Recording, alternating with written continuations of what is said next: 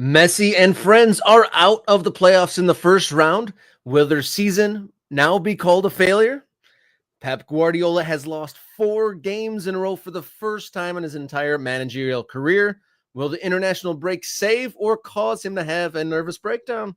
And November's men's national team is out for the United States. Are you surprised by any of the call-ups? That and more here on Monday's Morning Kickaround.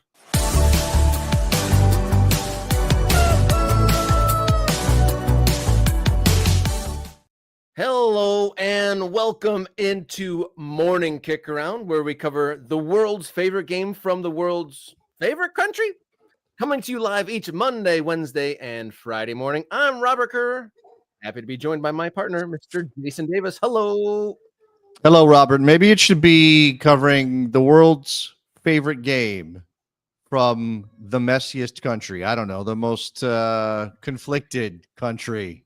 Maybe something like that.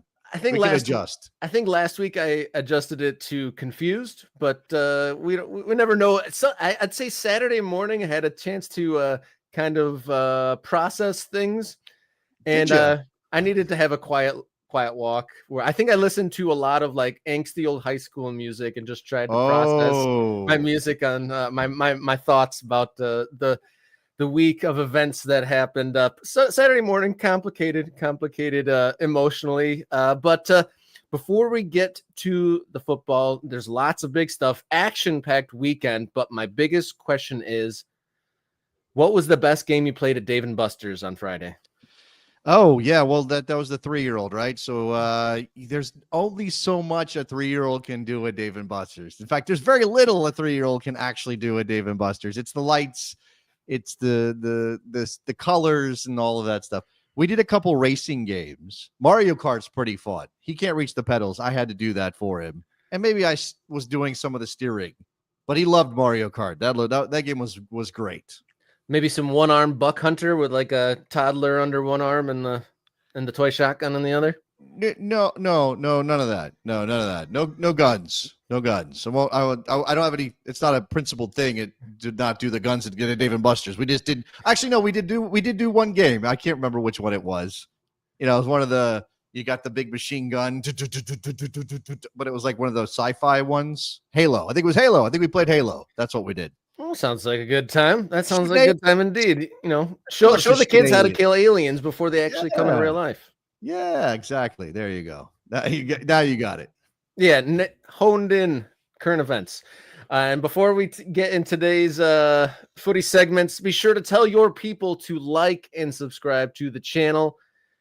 That's the way to get this, up and running to its fullest capacity. Let's get to that 500 benchmark, and we will start the snowball avalanche effect here on Morning Kickaround. Subscribe. If you have not subscribed, subscribe. But if you have subscribed, tell a friend. Just tell a friend. Spread the good word. Be part of the movement. Be an MK Ultra, which I still think is pretty funny. Maybe I'm the only one that thinks that's funny. Yeah, it's grown on me. Join the MK Ultras, the most dedicated early morning soccer talk show fans in the whole internet. Let's do it.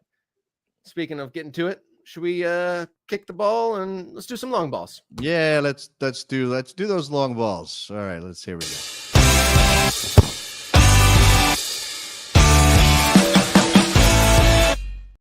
Long ball number 1, the biggest surprise in MLS Cup playoff history, perhaps? Ooh, Lionel Messi and friends are out here in the first round. Yeah, that's a good look. That's whether or not it ranks as the biggest surprise ever. I think we could have a discussion about that. It certainly is a surprise, whether it's the biggest one ever or not. What's the gap in the points? I believe it was Robert? 34 points.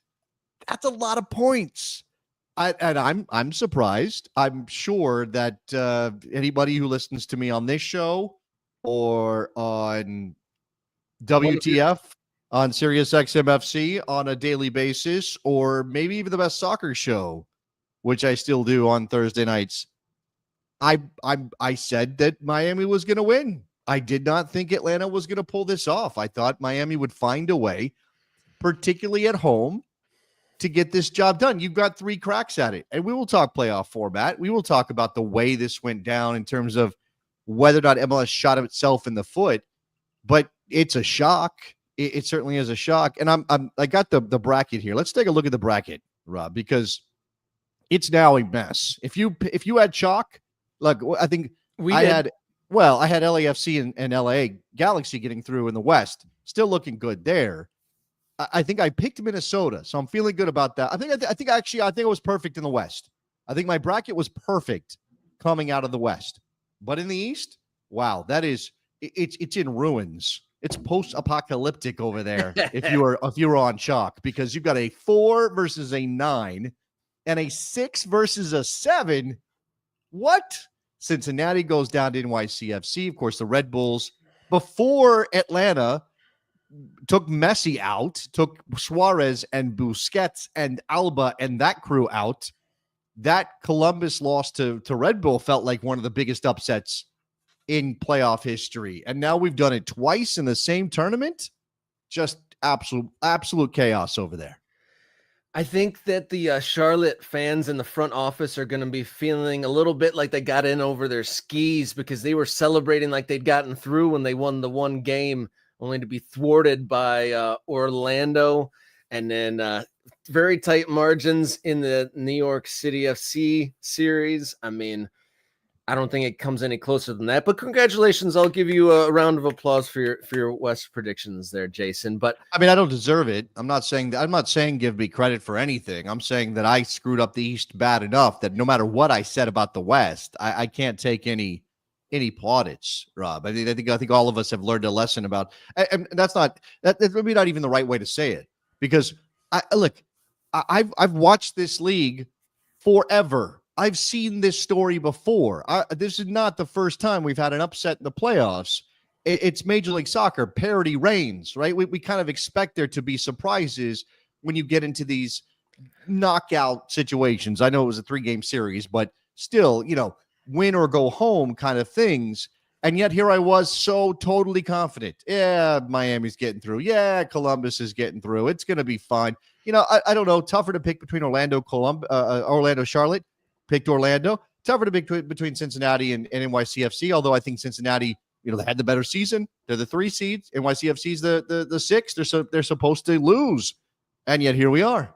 Again, here we are, just being reminded that MLS, this is what happens.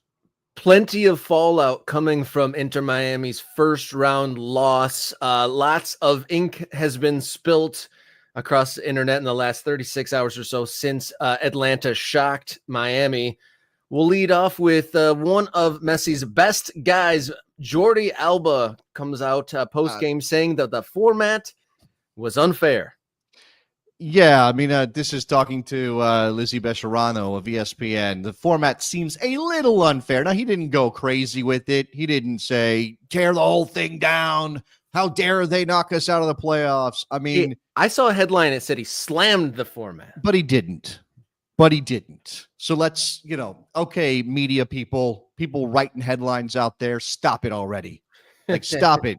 Put it away. Nobody needs to see that right now. Put it away.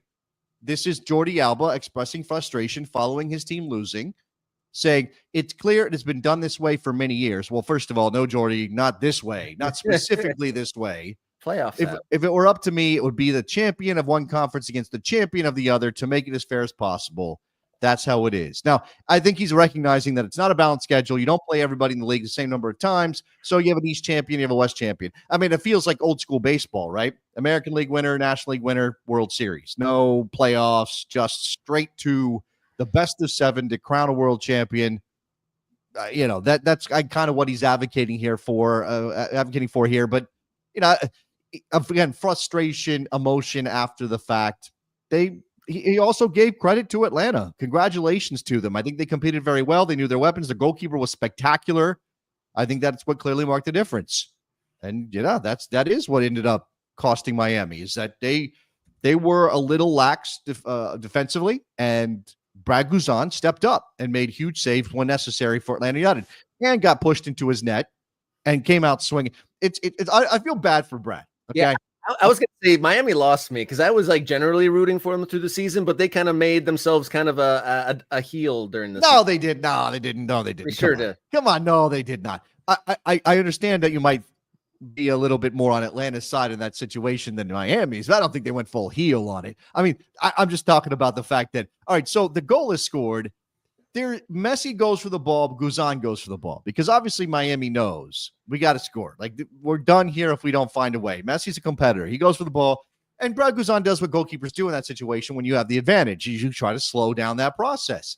There seemed to be a little bit of contact between Messi and Guzan, right? Incidental contact. Incidental contact. But clearly, Leo Campana took that as, you went after our guy. You went after the GOAT. Don't you dare go after. I'm going to be the enforcer here. I'm the Luke Robitaille in this situation.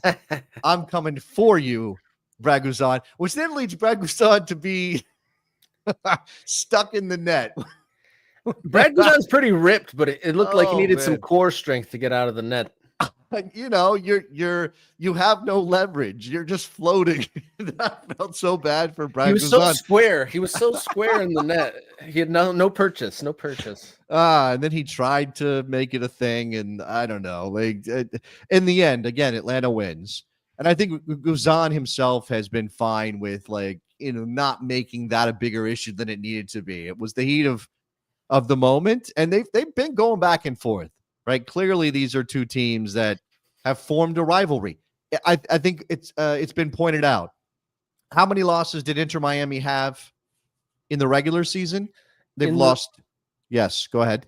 In the regular season, they lost just 4 matches. They lost 4 matches. They lost 2 in the postseason to Atlanta. I believe Atlanta United had 2 of those wins in the regular season. Is that the correct number? They beat them. Atlanta, this is the bogey team. For whatever reason, Atlanta is Miami's bogey team.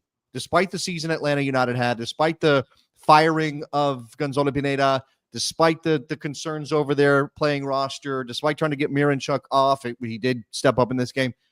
That is a team that knew how to beat Miami this season, and they did it when it counted. And congratulations to them. I know no one expects Rob Valentino to keep his job when the season is over for Atlanta, whenever that happens. But if they go on and win this thing as a 9 seed, I mean, give the guy a season just to see what happens. Just give him a chance, because that's pretty. Whether or not he's good enough to make them a regular season contender in addition to what they do in the playoffs, I think it would be very difficult to argue Rob Valentino doesn't deserve a chance after this. Yeah, they kept on showing him after the game, and he looked, obviously ecstatic at the win. But it was that the thought did come to mind is, are you going to be rewarded at all for this crazy performance that you've engineered here? It'd be hard to believe that he doesn't get some sort of a consideration, but with some of the kind of big name coaches like the Jim Curtin's names floating around, stuff like that, you'd have to think that Curtin is in for some consideration, get an interview, but is Valentino going to have that shot? Who knows? He's certainly making a name for himself, and if not with Atlanta, you'd think someone would give him a shot somewhere. But to answer your question, as far as the losses for Inter Miami, they had only lost to Columbus, Tigres, and Cincinnati and Atlanta, but this was their first back-to-back defeats in the entire season. Yeah, I mean, they hadn't lost back-to-back games all year. They were the best team in the regular season, but and for anybody, and we can talk about what the loss of Messi in the playoff season means for Major League Soccer. That is certainly something, that's out there in the ether now. There are words being spilled on how MLS shot itself in the foot, or how MLS went chasing revenue to the detriment of the league because Messi's out. We will talk about some of that. But I think what you're seeing here right now with this team is that there are 2 different challenges that face every MLS team every single year. And I can reason it out as an American soccer fan who also watches the Premier League, who also loves what European football looks like in a given season. I can say that as an American soccer fan, I like that there are 2 challenges here. Now, Major League Soccer teams participate in a continental championship, the CONCACAF Champions Cup, right? That's our kind of Champions League. But we know that that's not at the level of the UEFA Champions League, and it probably never will be, right? We hope for something better. I don't know what Leagues Cup is going to do to that. But Major League Soccer teams do have an intense knockout competition, whatever the format. It tests you in those moments. You can be good. You can be great even over 34 games the way Miami was. But if you don't know how to win knockout games when your season is on the line, you can't be champion. You can say we got a supporter shield. We have a piece of silverware to put in our trophy cabinet, but you can't be champion. That's how this works. Before we move on from this game, we're talking about Valentino coached Atlanta. Fantastic. Their mindset, their setup, everything did what I have to do to win the game.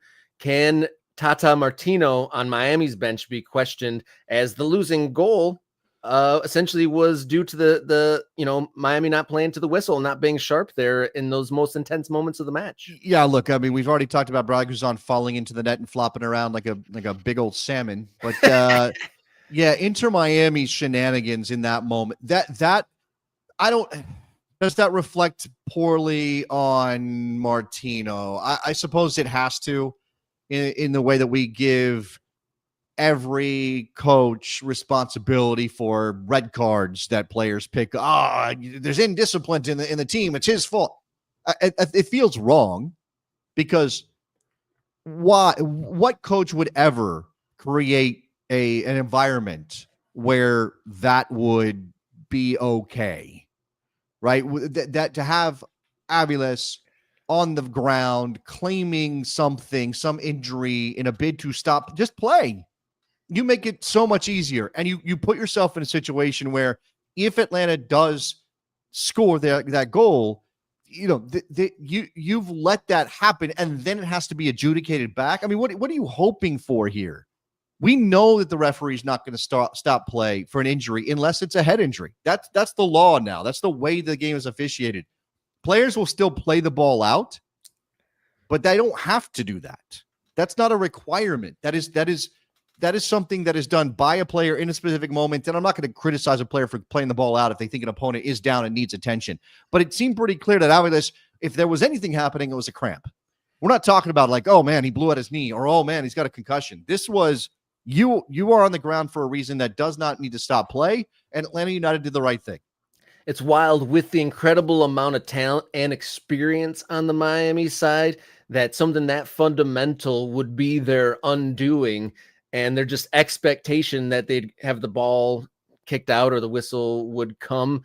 You'd think that that would come from an inexperienced side, and is anything but, and just goes to show another example of how human of a game this thing we love is, that you could have, the top team in the whole world, but a lack of focus and you're out. And it's wild. There's 15 minutes to go. Match is tied. That's the most important 15 minutes to go. And you give up something that easy. Yeah, it's pretty bad. It's such a sad way for Inter Miami season to end after everything that they achieved this year, after the mark that they set as the most successful regular season team in MLS history. We posited whether or not a season that didn't end in an MLS Cup for Inter Miami after setting a points record would be called a failure. And Rob, I don't know. I mean, I don't think I would have said that. Well, it's possible because it's a 9 seed, right? That's the thing that most sticks out if you don't consider the way Aviles went down or the way that Miami gave up the goals they gave up, right? But that adds to this. It's an extra bit of shame for Miami that not only did you fall to a 9 seed when you had home field advantage, when you had every opportunity to win over 3 games, you did that. You basically gave up in the biggest moment in the game when you could have just played to the whistle, made it very difficult in Atlanta, tried to figure out a way to maybe win on penalty kicks. I mean, at least give yourself a chance. Don't do that, right? The gamesmanship side of it is fine to a point, but it's not that thing that looks so bad for them. Inter Miami out of the first round of the MLS Cup playoffs. Long ball number 2. Pep Guardiola loses 4 games in a row for the first time in his illustrious career, this time falling 2-1 to Brighton and Hove Albion. How surprised were you when you saw this come up on the old ticker? Well, I mean, Brighton's a good football team, a good soccer team, right? So that part, it's not shocking that Brighton could beat City. I think what they've got going on in Brighton is extremely fun, and it almost makes me wish I'd chosen Brighton instead of Fulham, because I think the ceiling's a little higher for Brighton than it is for Fulham. But I still feel good. Fulham's had a great week. No. I feel good about where Fulham is right now. But that's neither here nor there. This is about Pep. So losing to Brighton, that's there's no shame in that, I don't think. But as you said, it's the fact that they've lost 4 games in a row. Now that's across all competitions. Let's be clear. It feels like it's sliding, like things are coming apart. Now, let's not forget that Pep himself has been laying the groundwork in terms of expectations during this period by consistently talking about the injury list at City, by consistently talking up the problems City has with their roster right now.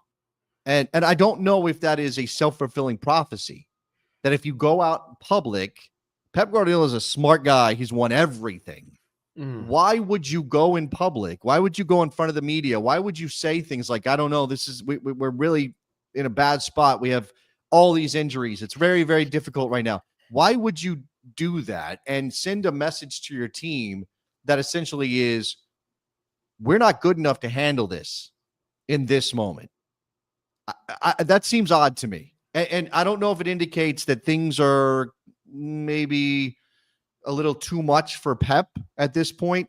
There is a constant question of whether he's coming back. The 115 charges still loom for Manchester City. There are lots of things about this that have highly pressurized the situation, where it wasn't even, it hasn't been as crazy as this in the past, even as they were winning everything or being basically judged on whether they won everything because of the money that they spent.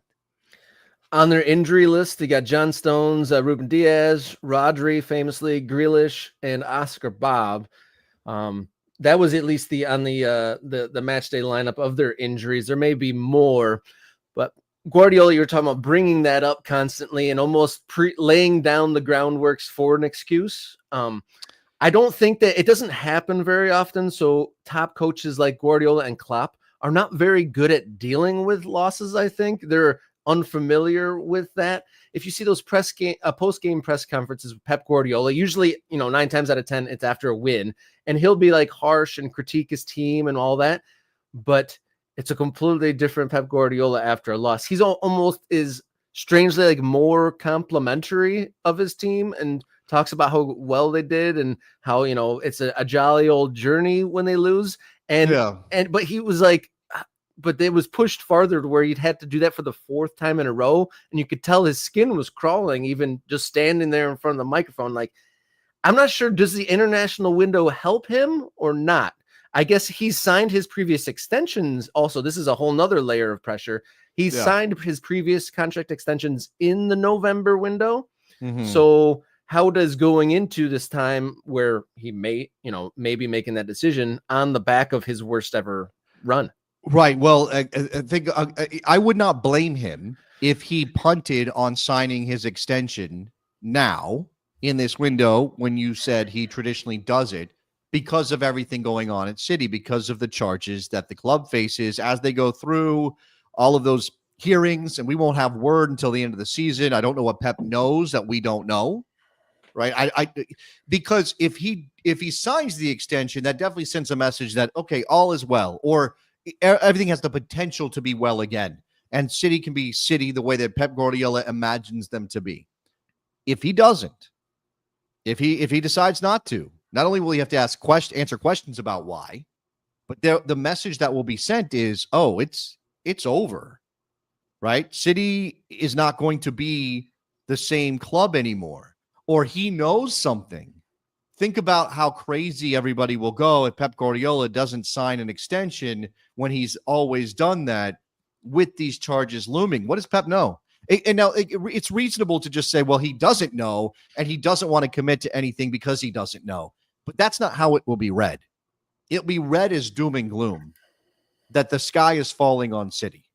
And then you throw in the 4 consecutive losses. You throw in slipping 5 points back of Liverpool, which I think it's pretty significant. I know it's early, but I think that's pretty significant at this point, Rob. 5 points gap after 11 games played in the season. And also at the same time, worth considering on all of this as well, like Guardiola's already been at City longer than any other team he's ever been with as a manager as well. Yes. So even without all those caveats, you just listed like 3 huge ones for that would come into the mix for any kind of decision making for someone in his position. But also, he's also breaking his traditional story arc at a team as well. Yeah, I mean, you consider where he's been. It's not as though he hasn't had a Mourinho career, right? Where every couple of years he's moving on, things sour, he has to go somewhere else. And we've seen how that's worked out for Jose at this point, where he's stuck in Turkey, where it's dark, it's gray, and it smells bad. Those are his words. That's not Pep. I mean, obviously everything didn't go swimmingly the whole time at Bayern Munich. Like that was a more difficult period for him, relatively speaking. But he has gone from historically great club to historically great club to a club that spent money to become historically great and gave him the base to use to get them to that level. I mean, let's not forget, though, it wasn't that long ago that there was still this thing about, Pep can't win the Champions League at City. Right? That was a thing until a couple years ago when he finally broke through. And then there was that question, okay, well, now he's completed the set at City. Does he really need to stick around there anymore? Or is it time for a new project? But you tell me what project, if we want to say it that way, makes sense for a guy who's gone from Barcelona to Bayern Munich to Manchester City. What club fits the bill? Is he going to go to PSG? Is they going to fire Enrique and give it to Guardiola when they've moved on from the Neymar period? They've moved on from the Mbappe period. I don't know what PSG's future holds, and he probably doesn't want to go coach that team. That team seems very chaotic and messy, and it's playing in Ligue 1, where league-wise you kind of don't matter. Who else? He's not going to take the United job. He's not. I mean, that's too late anyway. Amorim's in, but I'm just thinking about anybody who kind of fits this bill as that has the pedigree that would fit Pep Guardiola's past. National team somewhere I'm just going to casually do this. Maybe he does a Klopp, Robert. Maybe he does a Klopp, and City's like, why don't you just run our global program? Then you don't have to worry about the charges that this club faces. That kind of stuff. You took the words right out of my mouth. It'd almost have to be an international job that's open. Not sure what would even come available, in 2025, 1 year out from the World Cup. That would be a dramatic turn of events if someone was ushered out and Guardiola in. I do like the Catalan national team, but your mention of Citigroup inventing a position where he's the global head of football affairs seems, I mean, granted, recency bias with the Klopp news, but that does seem kind of realistic. If you want to remove yourself from that daily grind, you've checked all the boxes, you've reached all your goals. I mean, if he stays in that position, what the next thing would be like to just become a complete dynasty, like, have more Champions Leagues in a row than Real Madrid. But those kind of seem like a stretch you'd have to be an intense person to want to for that to be your goal. I think that Pep is in a position where he's won everything. There's nothing left for him to win. There's only to add more trophies to the list he already has. That doesn't mean he necessarily doesn't feel that competitive drive. I mean, I don't know. I mean, the thing, are we getting signals from him right now amidst this difficult start to the season by City standards? Let's be clear. This is by City standards, a difficult start. Most clubs would be like, yeah, we take that start in a second. But are we seeing signals from him that interest, that drive? Because what Klopp did was fascinating. Klopp said, yeah, I'm pretty burnt out. Like I'm pretty cooked. And I'm going to coach this season and then I'm going to leave. And Liverpool now has time to go figure out what their next steps are going to be. I will be here guiding things. I don't want to be part of that choice, but I'll still be around. I'll help ease. I will train my successor. Not exactly, but something like that for Jurgen Klopp. A peaceful transfer of power, you might say. Exactly. Yeah, that's right. A peaceful transition there at Liverpool. Is Pep Guardiola going to feel that same thing at some point in the next couple of months? We'll see. I mean, I think Guardiola and Klopp kind of burned each other out. I mean, Klopp did everything in his possible energy to bang on the wall, trying to break through and get past City. Does Guardiola not really have that, doppelganger? I don't know if doppelganger, but that nonstop challenger barking at his heels to keep him on that pursuit of the perfect team? Because I mean, Guardiola versus Klopp pretty much raised the bar in the Premier League to almost the expectation is win every single game, or the other team is going to win every other game to win the league. Yeah. And without that challenger nipping at your heels, is he as motivated? That's a good question. And again, these are things internally to Pep Guardiola's brain that we just do not know. And, Arne Slot has obviously had an incredible start at Liverpool, and that's the same club that Pep Guardiola was doing battle with for the last 6-7 years on title runs. But that's not Jurgen Klopp. That's Arne Slot. That's a totally different guy. And, as much as Mikel Arteta wants to elevate himself, he's doing this heel turn. He's turning himself into this, dislikable figure for everybody but Arsenal fans. It's not there. And Arsenal doesn't have the juice. I mean, it doesn't look like Arsenal has the juice to make the push necessary to truly challenge a City or a Liverpool right now, because Liverpool's the best team in the league. So I don't know. And again, Nate's saying Barcelona president's an option. It could be. Again, moves him off the sideline, right? Because if you think about it again, I'm going to one more time hammer this. If you think about what Pep Guardiola's legitimate options are, if he leaves City, he's not managing Real Madrid. That's not going to happen. He's not going to go back to Bayern Munich. He is probably not going to take any other La Liga job. I'm eliminating Real Madrid because that's the biggest club in the country, the only other club that can measure up to Pep's resume, but he's definitely not managing anybody else in Spain with his ties to Barcelona. So you've eliminated that whole country, the country, the country of his origin. He's not going to manage somebody else. Do you think he's going to manage somebody else in the Premier League? And right now, is there a job that's even attractive to Pep in any way, shape, or form? Liverpool job, not going to happen. Would never have done it anyway. Not going to go manage eliminate the Premier League. So what do you have left? Italy? Is he going to go manage in Italy? That seems like a bit of a stretch indeed. And like you said, the options are slim for him if he leaves. Before we wrap it up on this topic, just one more quick answer. The international window coming at this time after 4 losses. Does the break help or hurt City here? I mean, it probably helps. All those guys carrying injuries are not going to go play for their countries, so there's a period of rest here. I mean, that just basically makes sense.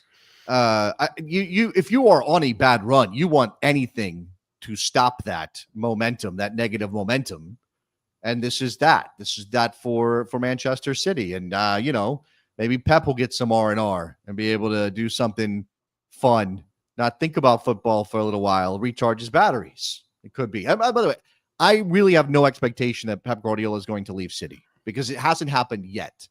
So until again, don't know what's going to happen with those charges and whether they are going to be docked serious points. I mean, I think Pep is on the record. Am I wrong about this, Rob? Did he say something like, if they end up having to come back up from the lower divisions or something, I mean, like he would be the guy. I mean, I feel like we've kind of been through this whole back and forth about if City gets punished, what does Pep do? Well, Pep's a City guy, and he'll be there to help bring City back from the depths. I don't know. It's a romantic story, but I don't know.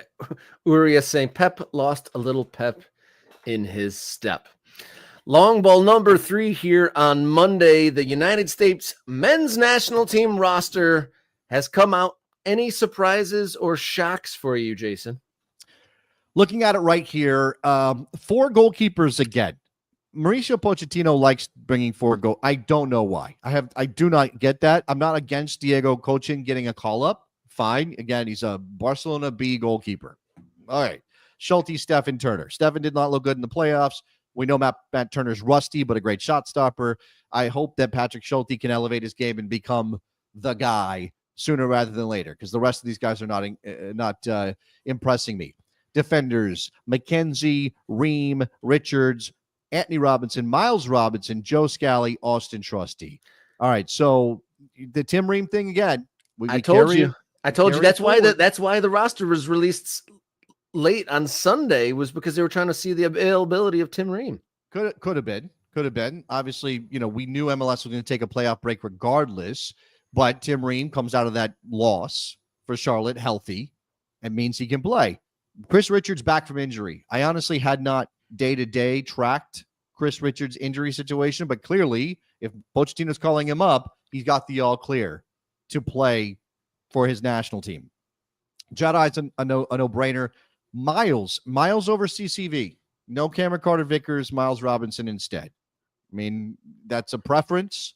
I've never been overly impressed by Cameron Carter-Vickers, but he's been playing well. He just had a good Champions League showing. It gave a lot of people reason to think that he might be in this team. Scally, we know about. Austin Trusty, part of that pairing was Cameron Carter-Vickers at Celtic, part of that Champions League performance against Girona. He's in the group. His teammate is not. Midfielders: Aronson, Busio, Cardoso, McKennie, Morris, Musa, Tessman, Tillman. I don't think there's any shocks here. I think there are people who are still not sold on Aiden Morris. I like the kid. I think he's going to grow.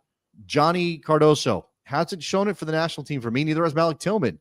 But talent-wise, there's no denying that they're good enough for this level. It's just putting in those performances to make us believe they can help this team get better. Busio was in the last camp. That's a player I think had been missing for a little while under Greg Berhalter, so he gets an opportunity. Rob, we know about Aronson and his limitations, but also the energy he brings. Musa, of course. Weston McKennie, of course. No Tyler Adams, which it was too early. It was too early. I said, he played a little bit. Obviously got to start this past weekend in that loss for Bournemouth, but not ready to play significant minutes. I thought maybe he would be there just to kind of get reintroduced. I know Pochettino did comment on Adams, said it was too soon, and that he likes him as a player, that he tried to sign him when he was at Chelsea. So there's that. Any comments on this before I move to forwards, Rob? I'm trying to see where in the midfield grouping here, where is the creativity? I see a lot of energy and worker bees. I'm not seeing a lot of.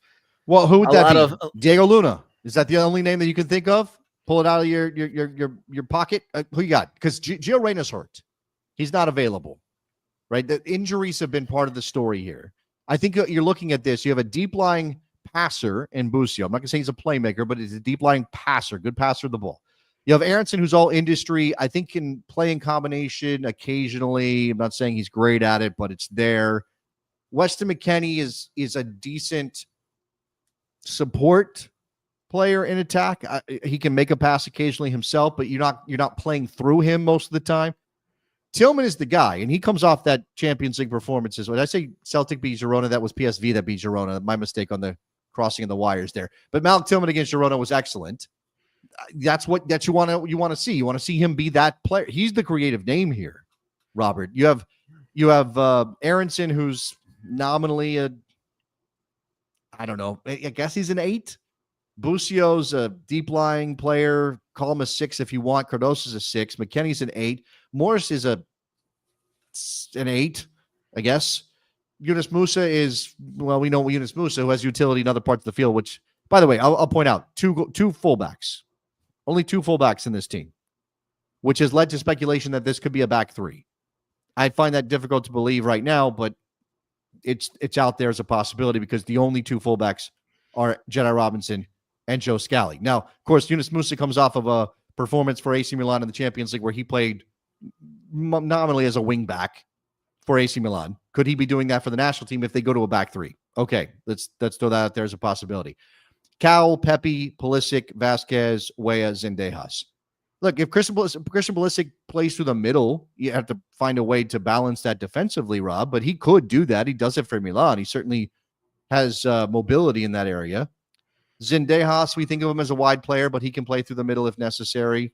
It's not a roster that screams like just absolutely crushing Jamaica, but it's not terrible either. There should be more than enough to get by Jamaica. And Jamaica is probably one of the lowest floors and highest ceiling teams in CONCACAF. So you never know what you're going to quite get. There's a lot of I want to see more guys. Just looking over it, they didn't have a good outing last time. Aiden Morris and Busio could have done more. Same with Tillman. We didn't see the club version of Malik Tillman. So those guys I'd like to see again, but you want to see more.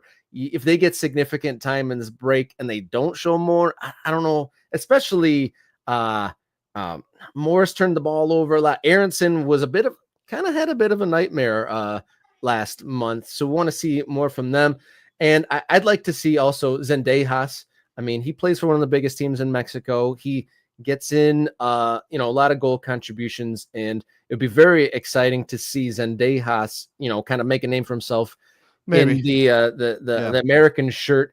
In the chat here, we got Nicholas Murray throwing in the Diego Luna hive reporting in, and I also like to see. I had this thought when I saw the Pochettino press conference. Is the coach too interested in getting along with the clubs? What do you think about that? Because he's being very club friendly with his selection so far. He is. And this is Nate. Tyler not called up. Christensen home early. Is Poch too interested in getting along with club coaches, not interested enough in winning? I don't know. I hope not. I hope it's not a deference towards the club. I did say this, though, when we had that last window and the players who left. We talked about this, maybe him being a little bit more in tune with what club teams and what those coaches want and trying to, and understanding that push-pull maybe better than a coach who's not been in the highest levels of the club game. But you don't want it to be that he is sacrificing something for the U.S. men's national team in order to, make sure Christian Pulisic is healthy for Fonseca, or but there is a balance there, right? Like, I think Pochettino knows that an informed, successful Pulisic or Weah or whoever with their club teams is going to be better for the United States in the World Cup in a year and a half than a player who is missing time because of injuries that they picked up with the national team. That's difficult. That's really difficult to swallow. Like, I was totally understanding in the last window of those players, like to your point, it's like getting Pulisic home to his club and, doing the shifting around. But at the end of the day, I guess that's all part of like scheduling. You scheduled the arch rival for the country in a friendly game. So it's kind of hard, long-term thinking versus short-term results. It's like, it was ugly. We didn't want to see the United States lose to Mexico, but at the same time, your star player goes back to his club and continues his hot form. So it's really hard to say what's the right or wrong decision there. Yeah, look, okay, so let's address a couple of things. You already mentioned Nicholas Murray, our friend from the USL, saying Diego Luna reporting. Diego Luna missing, not here. This seems to be an indication that a couple different coaches see something lacking in Diego Luna when it comes to international soccer. What that is, couldn't tell you. I mean, is it defensive work? Is it that he, I don't know, but you don't trust him enough to play where he plays for RSL, because throwing him into that position with the U.S. men's national team is a different kind of thing. I don't know. And that he is a creative player. Another one here from Japheth is Paxton Aronson. Paxton Aronson not there yet. On loan in Holland from Eintracht and growing as a player, but not necessarily a player that you can say is sort of forcing his way into the team. Also worth mentioning that I must have missed that Carmen Carter-Vickers picked up an injury for Celtic over the weekend back in league play, so that would partly explain his absence. Again, he wasn't in the last team, but that was also a time when he was injured. So he just can't stay healthy. Can't call him up if he's not healthy. It's a team, as you said, good enough to take care of Jamaica, and that's how we're going to measure this. Mauricio Pochettino should not get a pass as early as it is in his tenure. He should not get a pass in these quote-unquote meaningful games, right? The Nations League counts for something. There's a trophy at the end of this. You need to go win that trophy. But that's the standard we're used to even though we wanted more from our national team program and our national team coach in other tournaments, our standard is winning the Nations League in CONCACAF. You better do that, or there will be serious heat. One of the the national team's prizest streaks was ruined last month when United States lost to Mexico. I mean, there's a lot of U.S. fans, and I'm sure the players, had their chest out a little bit more puffed out, and were feeling a little bit better about going to their national team, knowing that they had the a reign of dominance against Mexico, and that was gone. So a lot to improve on, and definitely want to get back in the win column, especially when it counts in these Nations League games. I believe, by the way, worth pointing out, Tim Weah would be suspended for that first game because of the red card in Copa, right? So he would miss the game in Kingston and be available for the game in St. Louis. Just something to think about. Yeah. I mean, do you think that Weah is going to get? You said there's only a couple fullbacks in this roster. Do you think Weah gets pushed back there? Could be. I mean, he's a wing back, not a fullback. I think that's, and again, those are the clues that people are picking up. Except again, I'll put the roster back up. Just take a look at it one more time. McKenzie, Ream, Richards, Miles Robinson, Austin Trusty. That's 5 center backs. 2 fullbacks, 5 center backs. Kind of does indicate that there could be 3 on the field at any given time from the center back position, and then you're playing with, I would imagine, Jedi Robinson on one side. We know he's good going forward. And it could be Weah in the second game. Could be Musa, as I said, after what he did for AC Milan. Could be something like that. I don't know there's another candidate. Joe Scally is not a wingback. Joe Scally is a fullback, and a defensively minded fullback at that. So it'll be fascinating to see what Pochettino does. Thanks for all your comments on this topic out there, guys. Like and subscribe to our channel while you're here. Tell your family, tell your friends, tell your enemies, tell your family's enemies to subscribe to Morning Kickaround, the best show to come out in 2024, right, Jason? That's right. The best thing about 2024, period, to be honest with you. Amidst some downers, we are positivity here on Morning Kickaround. It's all the yin and yang. Liverpool's the best team in Europe. The Lions are the number 1 team in football. And you got to take the other side of the coin. Be sure to also look us up and follow along Kickaround on the X and Instagram, or write us the old-fashioned note, morningkickaround@gmail.com. We'll catch our breath from an extended long ball session. We're going to head into today's hot topic.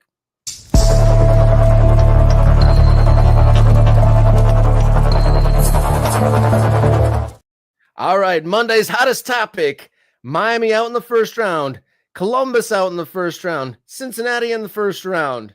Did MLS screw up the playoff format, Jason? If you want me to make a binary choice, Rob, yes, they screwed up the format, because there was nothing wrong with the old format. I mean, you can justify just about anything. I don't know where the line might be. That's in the eye of the beholder. Like, 7-game series. That's probably crossed the line. That's probably too much. You can't really sell the soccer public or the general sports public on that. But you can sell them on, 3 games.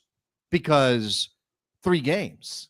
And the higher seed has advantage at home in 2 of those games. And that means that, generally speaking, the higher seed is going to advance. And while you don't want to guarantee that, because otherwise, why are you playing the playoffs? Why are you doing the games? Why do you even have playoff spots in 7, 8, 9? You do want to give the higher seed a significant advantage because their regular season was better. And as we've already pointed out, Miami 34 points better than Atlanta United. Atlanta United squeaking into the MLS Cup playoff field on the final day in 9th place. Then they went to Montreal and they won. And now they've beaten Miami over 3 games. And I understand this reaction, Rob. The reaction is, oh my God, what is going on? This is not right. How can you possibly have a scenario in which a 9 seed can beat a 1 seed? Or a team as bad as Atlanta has been at points this year can beat the best MLS regular season team we've ever seen, a team with Messi and Suarez and Busquets and Alba, and the list goes on. That's what playoffs are, man. This is what we and I don't know. I don't really understand why. And maybe this is soccer exceptionalism, Rob. Maybe you can explain it to me. I'm an American sports fan. I'm an American and I'm a sports fan. And so what that means is I grew up watching the leagues I care about use playoffs to determine their champions. Right? I watched the Major League Baseball playoffs. I watched the NFL playoffs. I watched the NBA playoffs. I watched the Stanley Cup playoffs. And sometimes I watched the NCAA basketball tournament. And you know what happens sometimes, Rob? You know what happens? The good teams lose. Upsets happen. The good team loses. It happens. I happen to be from Northern Virginia. There is a team that made the Final Four that is based in Northern Virginia that had no business being in the Final Four. George Mason University. What year was that? 2004, 2005? Somebody look it up. I can't remember. They made the Final Four. They had no business being there, but it was an amazing story. And people loved that run. I mean, I'm talking, what was it? St. Joe's out of Jersey just made a run, right? I mean, think about all these other small teams that we celebrate because of their run, right? Yeah, St. John's has a name because of that run, just like the small school in Chicago that had the old nun as the fan. Remember. Yeah, I remember that one. Yeah. With that was it DePaul? Loyola. That not DePaul. It was a bigger school. Yeah, Loyola with their nun. But I mean, obviously that's college, and we sort of give them college sports are supposed to be like that. Upsets are good in pro sports. I mean, does anybody really go crazy when a wild card team makes the Super Bowl in a bad way? They always say, like, oh, I can't believe a wild card team made the Super Bowl. We better change the format.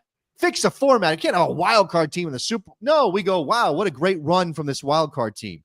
They figured it out in the playoffs. They beat teams better than them. They rose to the occasion. Why don't we do that in MLS? Why do we turn this into a referendum on the... I mean, again, I think 3 games is ridiculous. You shouldn't have done this, Major League Soccer. It's all about inventory. Get more games for Apple, blah, blah, blah, blah, blah. And I know people are saying today, you shot yourself in the foot. Now Messi's out. This hurts your product. Yeah, sure. But it's also, again, playoffs do this. And I guess if you just don't like playoffs, you can rail about it, Rob. Soccer doesn't do playoffs in other places, so we should throw that whole thing out. But if you're going to have playoffs, you have to accept the upsets alongside the greatness. I mean, that game on Saturday night, I mean, pushing some of the world's greatest players to the brink.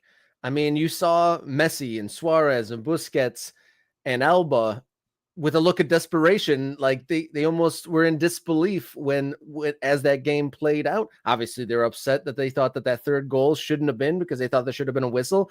But there was some desperation, a glint of despair in their eyes, and just the fact that the whole build up to the night, that one game anything could happen. So that was exciting and it was dramatic. So it did provide that. It just seemed a little bit clunky. In the chat, you got Luke saying he liked the best of 3 format, but if you're going to try to reduce flukiness of playing it out over a series, he didn't understand why you'd go to immediate penalties if that was the case. Well, I think that was their compromise, because if you have a 3-game series and you're allowing for extra time and penalties, that's a lot of football. I mean, it's a lot of soccer to be played, right? And you don't, first of all, if we want to center the greatest player on the planet in this conversation, which I don't know that he should be, but of course he's got gravity. The world revolves around Lionel Messi, particularly when you sign him like this and he brings so much attention to the league, and you've got this new Apple TV deal and you're trying to sell people, not just here in the United States, but around the world, on watching Major League Soccer because Lionel Messi is there. If you center Messi, does Messi ever come off, Robert? Does he ever get subbed? Not recently. He's been subbed into games, but he hasn't been subbed out very often. If Lionel Messi starts a game, he finishes a game. Because what coach wants to say to the greatest player on the planet, who can find magic when there seems to be none available, Who wants to see that guy? Who wants to tell that guy you can't play? You got to come off. It's 65. It's 75. It's 80. I got a kid. I got a 22-year-old who's ready to run himself into the ground. He can't play like you. He can't find the magic pass. He can't score the magic goal. But he makes us better. How do you sell that to Lionel Messi? You don't. So Lionel Messi plays. Lionel Messi plays an entire game. So if you had gone to extra time in any of those matches, you're now asking Lionel Messi to play 120 minutes. Now, I know there was some rest involved. These games weren't on top of each other, but it's still, that seems like they were saying, okay, we're going to do 3 games. It's already a tough sell. It's already weird and clunky and ridiculous. We can't also have extra time. But I guess that does speak to the idea that you're kind of reintroducing flukiness. You're taking flukiness out by giving the higher seed 3 games, 3 opportunities to win 2. But you're adding a little bit back in with the penalty kick shootouts. But that's not what happened here. Inter Miami did not lose because of a penalty kick shootout, Rob. They lost 2 games in regulation, over 90 minutes. They lost 2 games, including on Saturday at home in front of their crowd. They have no excuses. Tata's got no excuses. Lionel Messi has no excuses. Jordi Alba they have no excuses. I don't like the format. I like the drama of 1 game. It's done. Now, if you want to do 2 games and an aggregate score line, fine. That does feel football, feel soccer. But if you're trying to amp up the drama of this, we got some drama, right? We got some drama. It just wasn't the drama that ultimately the executives in New York probably wanted to see. Yeah, the Don Garber watch, somebody needs to be watching him on Saturday night, see if he is okay. So to summarize the first round of the MLS Cup Playoffs 2024, it took 3 weeks to play the first round. The top 3 seeds are out. We saw a player pop his shoulder back into position after being dislocated, and then they end up going on to take a penalty. We saw a Mexican legend end his career by spitting near the referee. So, I mean, it was clunky, but fun. In his time in Houston, it's possible that Hector Herrera pops up in Mexico or something next season. That's very possible. But yes, you're right. We got drama. We got, but again, I think the question a lot of people are asking, those of us who are committed to this league are going to watch it, kind of regardless of what they serve up. We may not love it, but we will still take it. The question is whether or not you are selling it the right way, whether you are selling new fans potentially on this. I saw some messages. I'm over on Blue Sky, in addition to, I'm not on the other one personally, but I am on Blue Sky. I saw Robert Andrew Powell, very, very good writer, was putting out messages that he spent some time in a very Argentinian neighborhood in South Florida while Inter Miami were playing games, and nobody seemed to care. Nobody seemed to know. Now, and if you're not selling it to that community, if you're not selling it to that demographic, are you selling it to anybody? And is this because it's 3 games? Is it because it's playoffs at all? Is it because you're behind the paywall on Apple TV? What is the problem here that Major League Soccer has? I don't know that MLS is going to suffer dramatically because Messi got knocked out. They would have liked to have had him making the run. That would have been the best case scenario. But you're still a sports league. It's not professional wrestling. You cannot script the result. So you deal with what you've got. I did think that maybe MLS could take a cue from pro wrestling, though.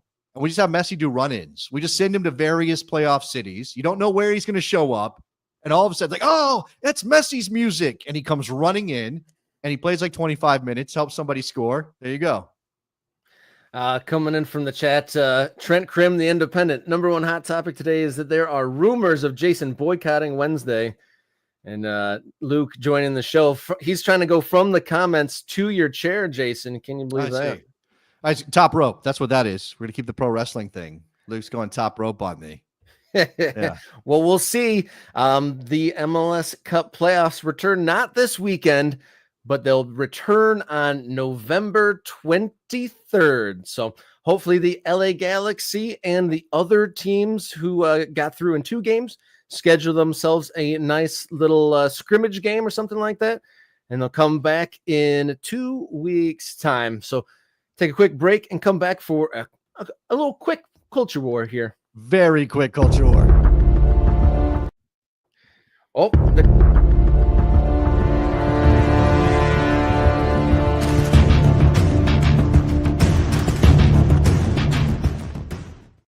Monday's culture war off the back of the United States men's national team roster coming out. The I think second for the new coach. Some interesting quotes came out from the new top man about dual nationals. What did Poch have to say? This is something that we talked about, I think last week, right? Dual nationals and the panic, the fever that hits people when it comes to dual nationals. We better send a whole recruiting team. We better fruit baskets. What else can you? Gift certificates. One of those like Visa cards, just loaded up with cash to get these. I don't know if can you do that. Can you? Are there like recruiting violations in international football? Do you get in trouble if you like send them cash or buy them a car or something?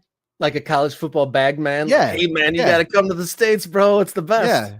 Like we got great frat parties here. Like an overweight dude in a seersucker suit, sweating too much, offering bags of cash to a 5-star recruit. Like, is it like that? I don't know. Florian Balogun's recruitment seemed the closest to that, at least publicly. Yeah. So we talked about dual nationals and whether it's the right thing to do to sort of prioritize their recruitment. This is what Pochettino said after announcing his roster, because it came up in the press conference. If we really believe that a player can help us and can improve us, of course we are going to be 100% involved in that situation. I don't want to give names, but we are working on other players to try to see if they want to be committed to us. Okay. An indication of like, hey, dual nationals, we still got this as a thing. But he goes on to say, we don't need to convince. A player needs to want to play for the national team. I am Argentinian. I wanted to play for Argentina. It's not because of a contract. It's because of the possibility to play in Europe. I was desperate to defend my badge, my flag. We need to be careful. No need to convince a player. One player cannot be more important than the team or 300 million people. And he went on and actually described this. So, again, they have to be desperate, right? If they don't want to play for us, then that is an indictment of the federation. We are a weak federation. We want maybe less talent, but people who will come in and be desperate. So this is very interesting in light of the conversations we had around Greg Berhalter's tenure. Tiago, can I do the show? No? Do you want to say hi real fast since you've interrupted? Vente. Yeah, we've got a special third guest onto the show here. This is what happens when you're away from home and you're in your ancillary studio in Puerto Rico. I got this one. Can you say hi? Are you a dual national? Yeah. Is Tiago going to choose Puerto Rico or the United States when he's in the academy system? ¿Por Puerto Rico o los Estados Unidos? Puerto Rico o los Estados Unidos? Más alto, por favor. Estoy en Puerto Rico. Está en Puerto Rico. Okay. Okay. So he's going to play for Puerto Rico, eh? No, he's saying he's in Puerto Rico. He's not processing right now. He's still got his future. When the bags of cash start showing up, Rob, that's when we'll make our decision as a family. You know what I'm saying? You're meeting and treating him well. He made a non-committal answer. He did make a non-committal answer. I think that's what he was trying to do there. So what I was saying is that this is interesting in light of what we went through with Berhalter, right? Because on a couple levels. One, just the dual national thing, right? Berhalter was very good at recruiting dual nationals. You mentioned Balogun, there's Dest, and so many other players that came in during his period as head coach. Whether he was instrumental in getting them to play for the United States or not, it's kind of hard to know. Every player's choice is their personal choice. Whether they're doing it because, I don't know, it's aspirational to be American, or because there's more monetary benefits down the line, or because they're the other federation that is coming after them, somebody they don't like works there. I think that, there was some question with Dest and relationships at the Dutch national team program, those kind of things. I don't know. But Pochettino is saying, like, let's not bother ourselves getting desperate on our end, needing to convince players, because that shouldn't be what international football is about. And I made this point last week, Rob. I said that the idea should be, I want to play for that country. That's my country. I want to play for them. Now, it's easier for Pochettino to say it well after his playing career was over, and because he's Argentinian. And I think that just we watched that World Cup play out. We think about that team that was around Lionel Messi, and it seemed like their extra, besides having the greatest player on the planet, maybe on the downside of his career, they have that spirit about them. They have that energy, that fight, that they battle to win games. And Desperate to win. Absolutely. At the end of the Berhalter run, there was this constant conversation, particularly from former U.S. internationals. Shout out to Alexi Lalas and Brad Friedel and many others. DeMarcus Beasley, I think, is on the record with this. Eric Winalda, who I work with, is on the record with this. Our guys didn't care enough. Our guys didn't have that fight, that hey, they didn't go and bleed and just put everything on the line for the badge. So what Pochettino is saying is we need those players. And you might not be as good on paper as a player who doesn't quite have that same mentality about the national team, but we're going to pick that player because we'd rather have somebody who wants to win so desperately, who wants to represent the United States so desperately. And man, I don't know. Is it a little naive on Poch's part? I don't think so. I think it's good to put an aspirational tone to it and set the bar of what he wants. And I think that's what American fans want. It's want a B level player that's willing to work himself to absolute exhaustion and run through a wall than a handful of A+ players that are, playing within themselves and, playing to, get some minutes in, the who's first to the ball, who's going to get the header, who's going to clean up the dirty stuff. I mean, there's players, you referenced the Argentina team. There's teams that are, players on that squad that are the best players on their club team. And they're willing to be just a functional, workable piece in that national team unit. They will be like the bit part player, the role player for their national team when they might be the star there. And I don't know if there's maybe a couple, but how many guys work themselves to the absolute bone during the Copa America? Okay. So this phenomenon is fascinating to me. Again, having worked and talked to a lot of guys who were there in sort of the beginning of the revival of the U.S. men's national team program, right? So again, Lalas, Winalda, think about the players from that era. Tab Ramos, think about the players from that era. They were given nothing, including respect, right? They weren't given anything.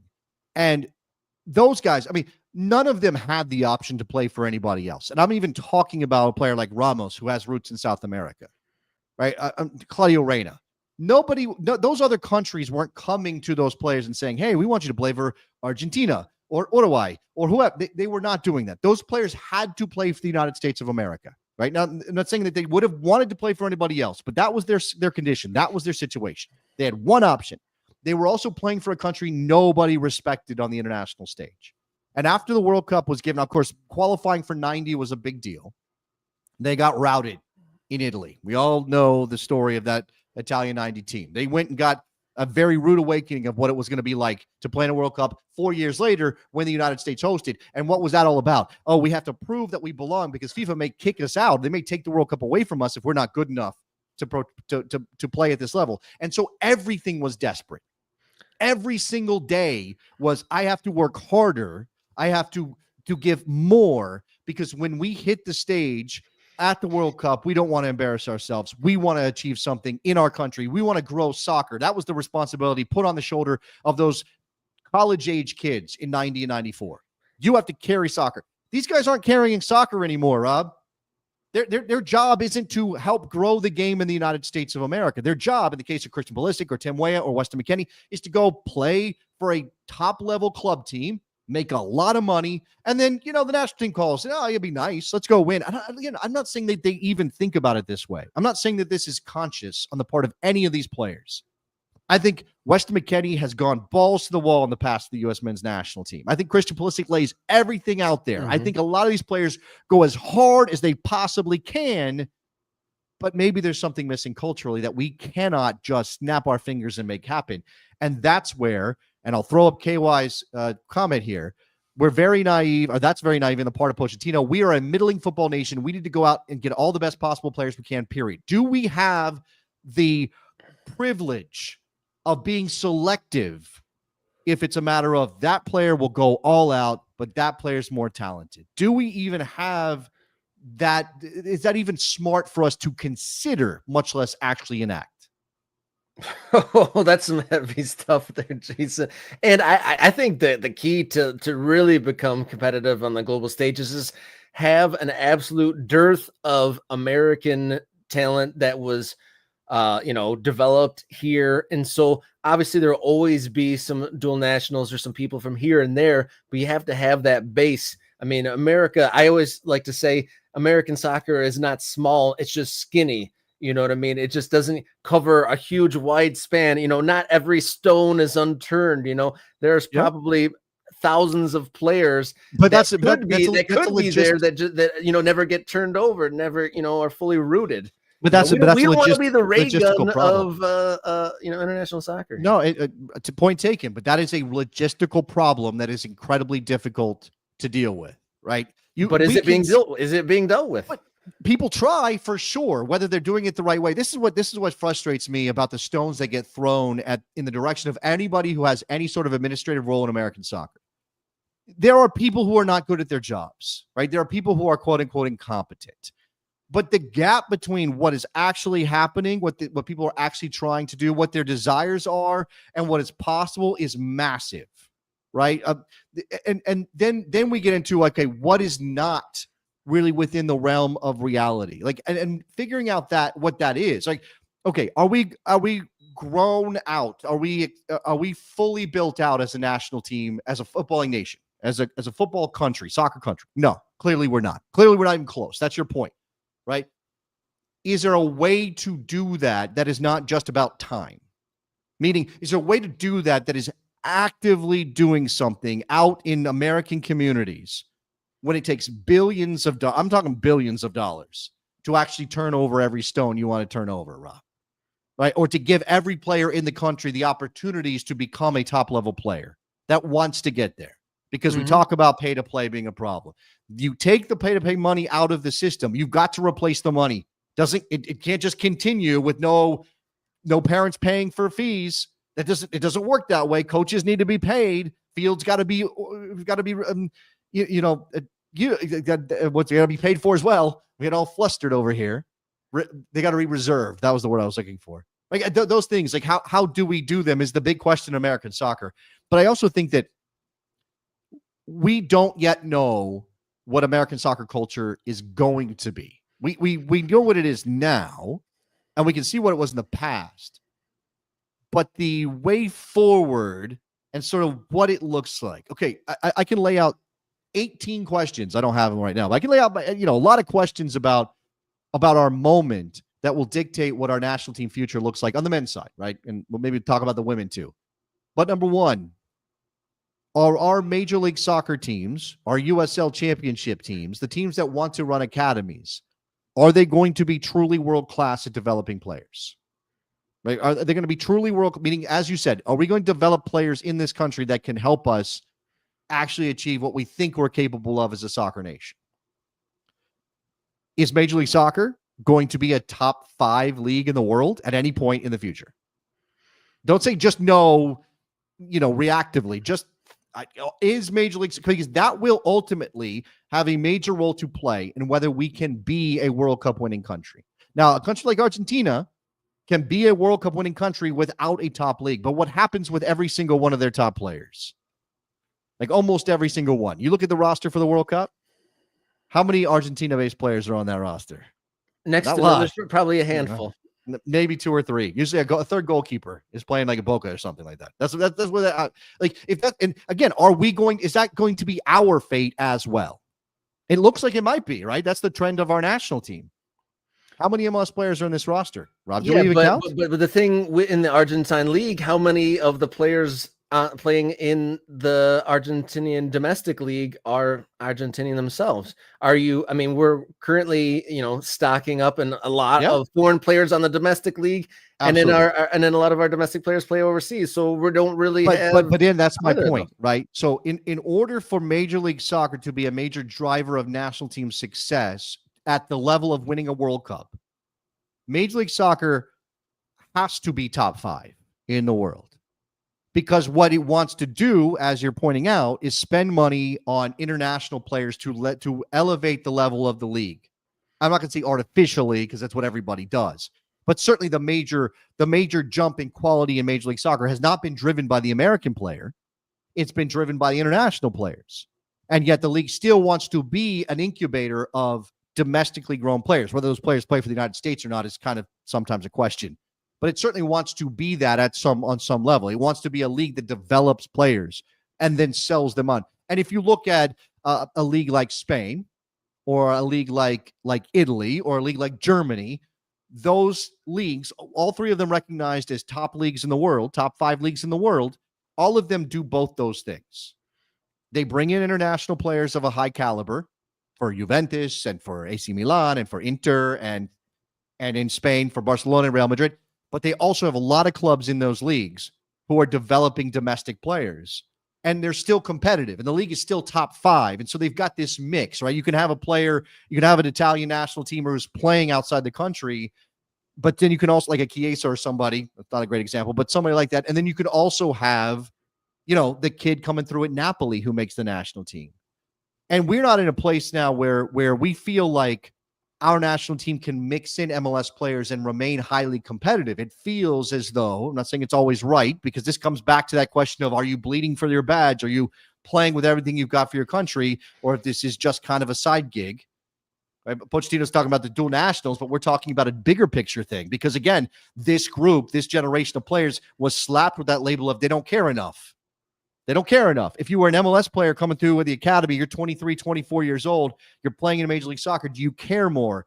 And honestly, if the league is a top 5 league in the world, you're a better player because of that. But also, maybe you don't care as much as somebody who was playing 10 years ago in MLS and thought, I need to play for every ounce of respect I can get, that the national team is my stage to move on. These are all big questions.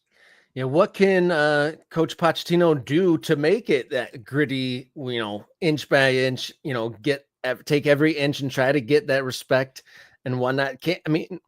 What would he have to implement to where he's not scaring people off, but he's making people hungry and desperate, like he's saying? But again, I don't know that this is something that Pochettino can do. I really don't. I mean, he can try to gauge. Right? This is like knowing somebody's brain, right? He can try to gauge who cares most about representing the United States. And I'm not saying that this is not a reason, that this is a reason you shouldn't have hired him. But remember, he's Argentinian. He comes from a very different mindset when it comes to the game in his country, the game he grew up playing, how important it was to become a professional, most likely locally, and then one day go and play for the national team, and how much of an honor that was. What's a bigger honor in Argentinian sports than playing for the Argentine national team? Nothing. And here in this country, we've got 18 other sports that are vying for people's attention. And is it a bigger deal to play for the U.S. men's national team than it is to whatever break through in Major League Baseball, do whatever, go to college on a full ride for basketball or some other sport? I mean, that mix of culture is so different that I think it's really tough to know.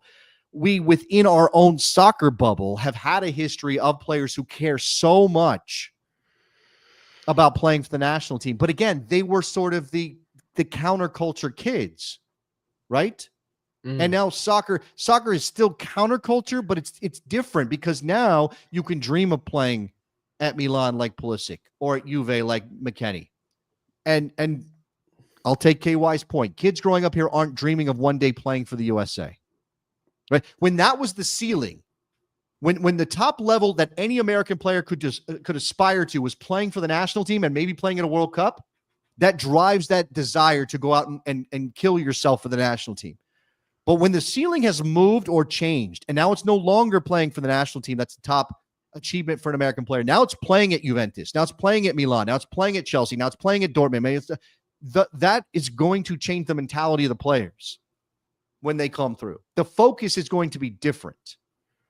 And I don't know that we can account for it psychologically, like easily account for it, even if Pochettino is right. Yeah, big long-term questions here on Morning Kickaround. We'll see what happens long-term, but the next test is November 14th versus Jamaica. Can I throw in one more note here, Rob? All right. We're on a roll. We did start talking dual nationals. This is a bit of news that has broken this morning. Lily Johannes has declared for the United States women's national team. She, of course, born in the States, left at a young age to go play in Holland. She has put out on her Instagram she is picking the U.S. women's national team. So that's good news. It's good news. Very good news. Hit us up on social media, Kickaround on X and Instagram. And then more importantly than that, hit the subscribe button on the Morning Kickaround YouTube channel. That is the key for progress here. Thank you everyone for tuning in. The longest episode yet of Morning Kickaround. But that means we got heated a little bit there on a couple of those topics. But we will miss you on Wednesday. Safe travels, Mr. Davis. Yes. Safe. I will be safe. I'll get home. I'll make sure Tiago comes with me because could just leave him here in Puerto Rico. But no, I think I'll take him back with me. All right. We'll see all you back on Wednesday, you on Friday. Until next time, everybody, please enjoy your soccer.